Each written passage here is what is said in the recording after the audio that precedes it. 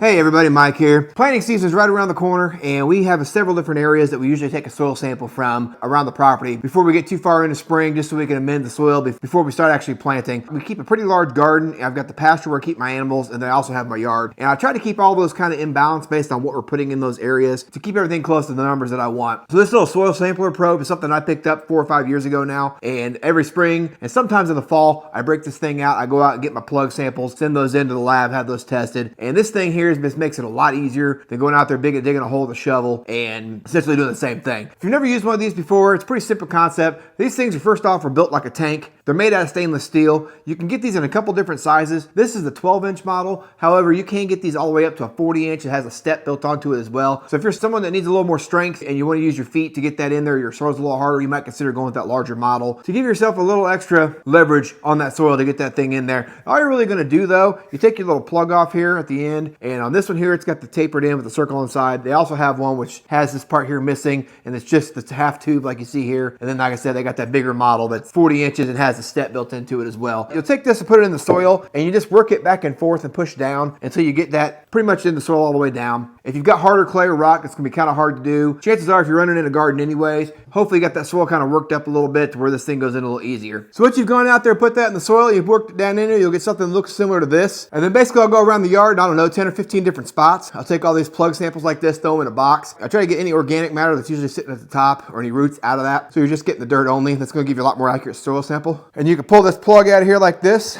Typically, I'll take that and let that dry out for a little bit, then I'll crumble it all up after it's dried out. I'll take a little bit of that, put it in a bag, send it off to the lab, and about a week or so, they come back with the results and give me what I need. That way I know what I need to amend my soil with. It's a little tricky getting this bottom part out here until you get the hang of it. I can usually just get away with pushing my finger through from the bottom and getting that soil worked out like this. But if you can't do that, or you don't have the finger strength to be able to do it, you could also use like a wood dowel rod to push that up through there, or just take a screwdriver and kind of wring it real quick, and that whole plug will come out like so, and you can move on to the next spot. That's just an easy way to get a quick sample around the yard. You can move around, get as many different samples as you want, mix it together, and you're all good to go. Makes life a little easier during those seasons where you want to get this accomplished. Pretty handy little tool, stores away, real compact. Put it in a drawer until I'm ready to use it again. That's all I got for you today, guys. Appreciate you watching. Good luck out there in your gardens, and we'll catch you on the next one.